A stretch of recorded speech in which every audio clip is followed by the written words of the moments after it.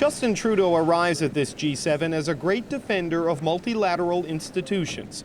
Donald Trump as a great disruptor. From those different starting points, they seek common ground. Canadian and American economy are doing well, partially because of the trading relationship we have. So we're going to be significantly expanding our trading relationship when the USMCA gets done and completed.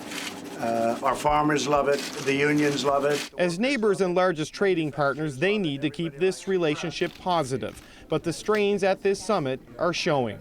American media reports cite anonymous U.S. officials complaining that France is wasting too much time on climate change, gender equality, and development in Africa, calling them niche issues.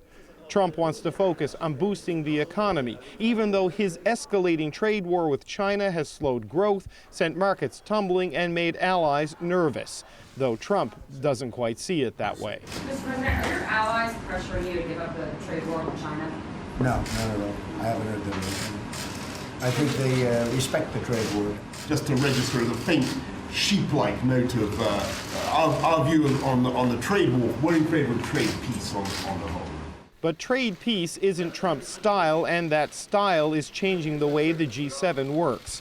His stance on climate change, for instance, has forced leaders to abandon the idea of a unanimous communiqué when this summit is over. Historically, leaders sit at this table to tackle the world's biggest challenges. Now, one of those challenges is sitting with them.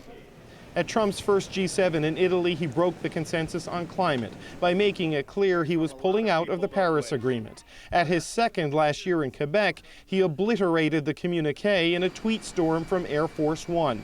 Now, in France, they won't even try to forge a consensus. Next year, Trump is scheduled to host.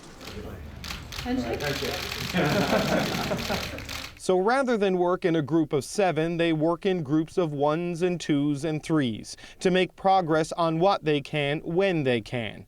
Trudeau continues to meet with like-minded leaders on climate and trade. He supports the African development agenda put forward by France. The goal is to show that multilateral organizations can be effective in difficult times.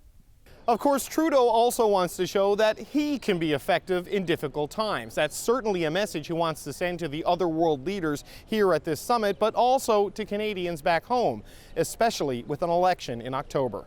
David Cochran, CBC News, Biarritz, France.